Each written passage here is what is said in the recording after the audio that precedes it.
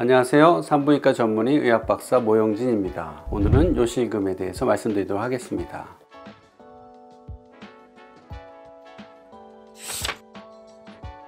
요실금은 나의 의지와 상관없이 소변이 새는 증상을 통칭해서 얘기를 하고 있고, 배뇨장애라고 하는 넓은 범주의 증상 중에 하나로서 요실금을 거론하고 있죠. 증상 중에는 다양한 증상들을 포함하고 있는데요. 먼저 크게 웃거나 기침하거나 운동하거나 뛸 때, 즉 배에 힘이 들어가서 복압이 올라갔을 때 일시적으로 소변이 찍하고 순간적으로 새게 되는 상태, 복압성 요실금이라고 말하는 요실금 증상이라고 할 수 있습니다. 아주 급하게 화장실 가야 되고 옷을 내리는 과정, 여러가지 중간 과정에서 소변이 나와버리는 절박뇨인 상황을 얘기할 때 절박성 요실금이라고 분류합니다. 복압성 요실금이나 절박성 요실금이 같이 오게 되는 경우가 많고, 밤에 소변을 보기 위해서 여러 번 깬다든가 소변이 힘차게 나가지 못하고 옆으로 퍼지거나 새듯이 나온다거나 여러가지 복합된 증상들을 복합성 요실금이라고 분류를 합니다. 잔뇨가 누적돼서 쌓이고 더 많은 소변을 방광이 머금게 되는, 계속 소변이 조금씩 새는 상태, 인류성 요실금이라고 합니다. 그 상태를 평가하기 위해서는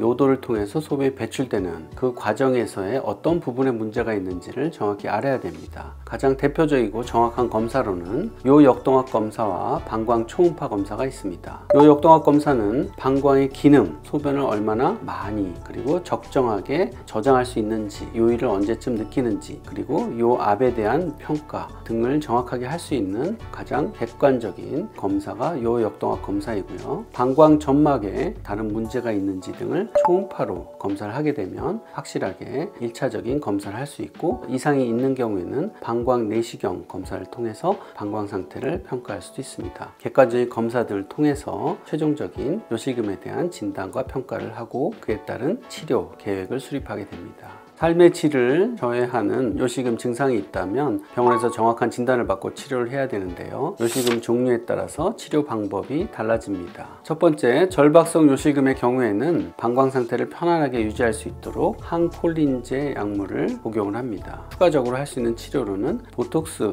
주사 치료나 방광 확대술, 신경조절법 등이 처방이 되고 있습니다. 두 번째, 복압성 요실금의 경우에는 해부학적으로 교정을 해서 소변이 새지 않도록 막아줄 수 있는 특별히 고안된 의료기기 테이프를 요도 아래에 삽입을 해서 지지해주는 메쉬 형태의 TOT 수술을 하게 됩니다. 국제표준 수술이고요. 그 수술을 해야만이 영구적으로 요실금이 재발하지 않는 효과를 기대할 수가 있습니다. 세 번째, 인류성 요실금의 경우에는 알파 차단제 약물을 복용을 함으로써 요도 괄약근을 이완시켜서 소변이 편하게 잘 배출될 수 있도록, 잔뇨감이 없도록 도와주는 그런 약물 치료를 하게 됩니다. 복합성 요실금의 경우에는 전반적인 기능이 떨어지는 배뇨장애가 동반이 되기 때문에 수술적인 치료와 더불어서 약물 치료를 같이 병행을 해야 좋은 효과를 얻을 수 있습니다. 요실금 증상을 호소하는 대부분의 경우에서는 방광이 질 아래로 밀려 내려와 있는 방광류를 검진을 할 수 있게 되고요. 자궁도 밀려 내려오는 자궁 하수증도 있을 수 있고, 직장이 질 쪽으로 쭉 밀려 내려오는 직장류가 동반된 경우가 많이 있습니다. 그래서 아주 심한 경우에는 어르신들께서 밑이 빠진다고 표현한 것처럼 골반 내 장기들이 아래로 밀려 처지는 그런 심한 상태까지도 초래하게 됩니다. 지지 구조들을 다시 견고하게 맞춰주는 수술, 방광류, 직장류, 요실금 수술은 동시에 이루어지는 경우가 많게 됩니다.